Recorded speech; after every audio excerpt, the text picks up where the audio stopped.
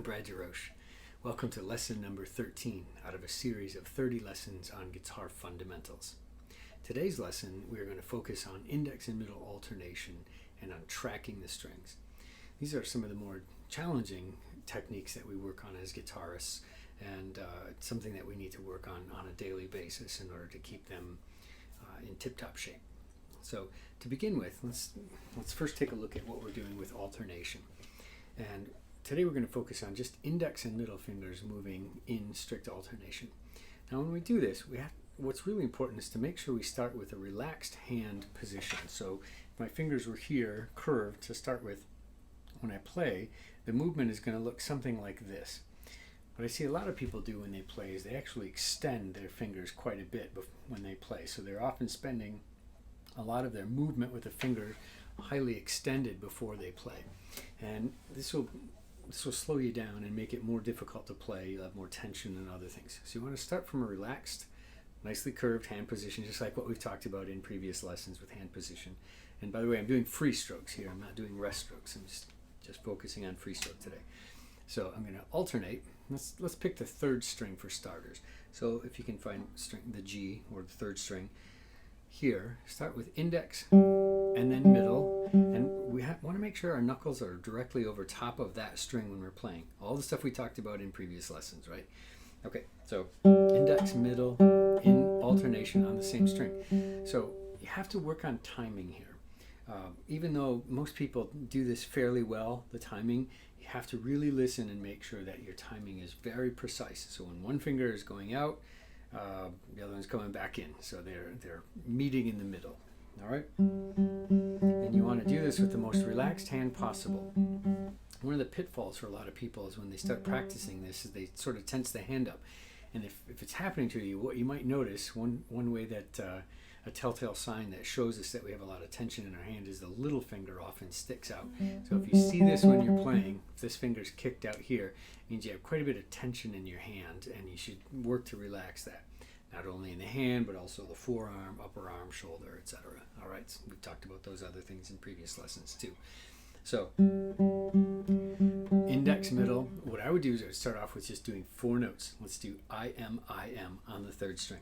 1, 2, 3, 4, or think of it more as a 16th note grouping, all right?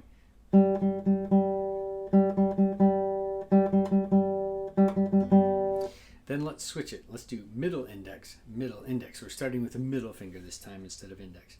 M, I, middle index, middle index.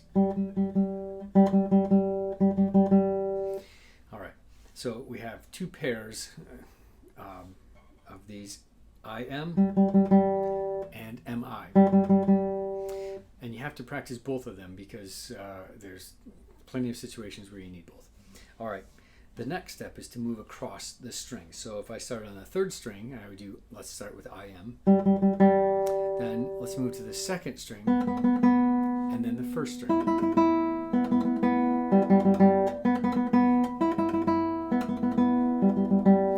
You'll notice here as you do this, or what you should try to do, is to make sure that you are keeping these knuckles directly over top of the strings that you're playing. So if I'm starting out on the third string, my knuckles should be directly over top of that string when I'm playing. Then when I go to the second string, I actually need to move downward this way. So I'm actually moving in this direction. The movement comes from the shoulder. All right, so it's moving downwards like so to get over top of the second string. And then you're going to move downward further to get over top of the first string. Now I've exaggerated the motion so that you can see what I'm doing, of course, but I'm not going to make this much motion to play across the top 3 strings unless I was joining a punk band or something, and then it would look cool and I would understand why it would be necessary to do. But in this case, we want to keep our motion to a minimum, but we want to track the strings, okay? So this is the second principle, is tracking the strings. So we have alternation and tracking. Tracking.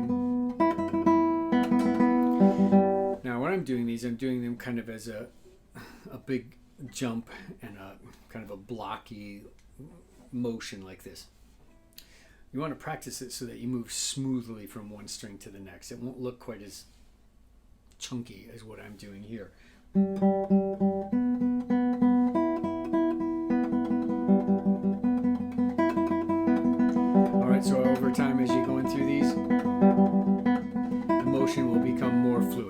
So that's the goal, is to get more fluid with the motion. But you do have to track. Tracking is so important, and most people kind of miss out on this. They start out in one position playing here. And I haven't moved my knuckles at all. They've stayed in the same place for all three of these. Now, what's wrong with that? You might think there's nothing wrong with it. Well, there is something wrong with it, not only in the mechanics, but also in the sound. When I start out like this and I'm playing on the third string, by the time I get to the first string, I'm starting here. All right? That means the contact point of my flesh and nail and the movement through the string is different on the first string than it is on the third string. That means I'm going to get a different quality of sound. All right? So the sound is going to be different, and my mechanics have changed. I'm also up here, so I'm starting out with a more extended finger position, and that's not as good as starting with a relaxed position. So the tracking is really crucial. You got to get that right. All right? So I would practice this little exercise just using open strings until that becomes second nature and you're no longer thinking about it. Start with index finger doing the alternations, and then the next time switch it up to starting with middle finger. All right, so tracking is so important.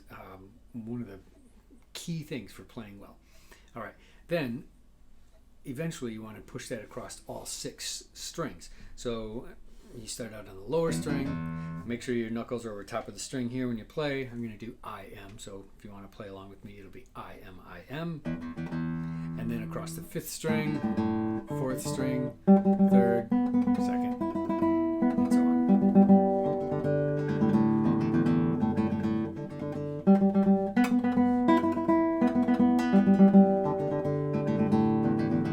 So that little exercise, as simple as it is actually really important and quite effective for us in learning how to track. So keep an eye on it, make sure that you're moving your hand and you're tracking and following the strings. All right, then once we've gotten to that stage, we need to look at the third idea, which is playing this with scales. So now scales isn't, when we do scale playing, it's not quite as easy to do as just 4 notes on each string. So here we're doing 2 notes in that major scale pattern, which I showed you in the last lesson. I'll do a quick review of it here, just 1 octave. We're going to do fingers 1 and 3 on the 3rd string. I'm in 5th position here, by the way. Then fingers 1, 2, and 4 on the 2nd string, followed by 1, 3, 4 on the 1st string. So quickly through the pattern one more time. 3rd string is 1, 3, then 1, 2, 4, 1, 3, 4. Now I want to apply strict alternation in the right hand. Let's start out with index fingers, so it'll be index, middle, index, middle, index, middle, index, middle. All right, so over here in the right hand, I am, I am, I am, I am. Then the next time I want to swap and start with middle finger instead. Am, I am, I am, I am, I. All right, so do them both ways. It gives us sort of awkward string crossings depending on which way we do it. Well, in both cases, but and then practice going in both directions, starting with I, next time start with M. Make sure you're tracking the strings, as we just talked about. All right. Once you get comfortable with that, then you can apply it to all 6 strings. And we can use the 2 octave major scale pattern from the last class. And here's the pattern for that one more time. I'm going to start in 4th position here. So I'm going to play an A major scale actually, because I'm starting with 2nd finger on the 5th fret A. So the pattern is 2, 4, followed by 1, 2, 4. So these are the 2 bottom strings, strings 6 and 5. The fingering once again is 2, 4, 1, 2, 4. Then the 2 middle strings, the 4th and the 3rd, are 1, 3, 4, 1, 3, 4. 1, 3, 4, 1, 3, 4. Then the top 2 strings are the same pattern as the bottom 2 strings. 2, 4, 1, 2, 4. 2, 4, 1, 2, 4. All right, so the whole pattern is 2, 4, 1, 2, 4, 1, 3, 4, 1, 3, 4, 2, 4, 1, 2, 4. And then I'm going to apply strict alternation over here. Let's start with index the first time. 2, 4, 1, 2, 4, 2, 4, 1, 2, 4. But starting with I, let me do that over. I am, I am, I am, I am. All right, then the next time we'll start with middle. So as I'm doing this, I'm really focusing on tracking and alternation. So those two things together. And then once you get comfortable with it, be able to go ascending and descending.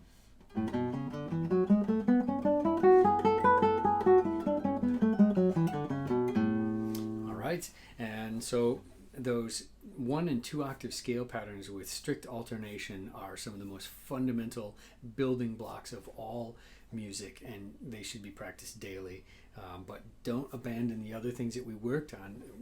Keeping a light touch in the left hand, staying right next to the fret wire, keeping the finger curved and in this nice position, and in the right hand making sure the knuckles are right over top of the strings, starting from a relaxed state and pushing and relaxing after you play through the note, etc. Make sure your posture is good. All the things that we've talked about in previous lessons still apply to these scale patterns and tracking. So today, just kind of quickly recapping, what I would do for exercises here to start out with IM alternation is to do some really simple 4-note groupings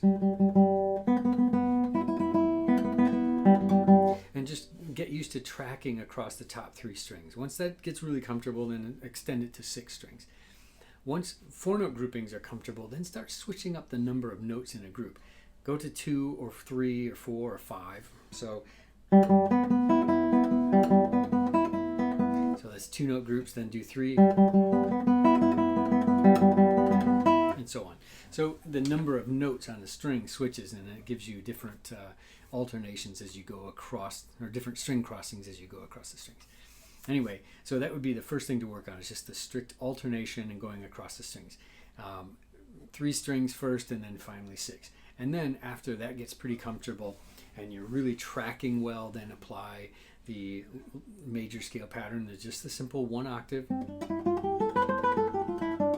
Make sure you're tracking. Start with index one time, start with the middle the next.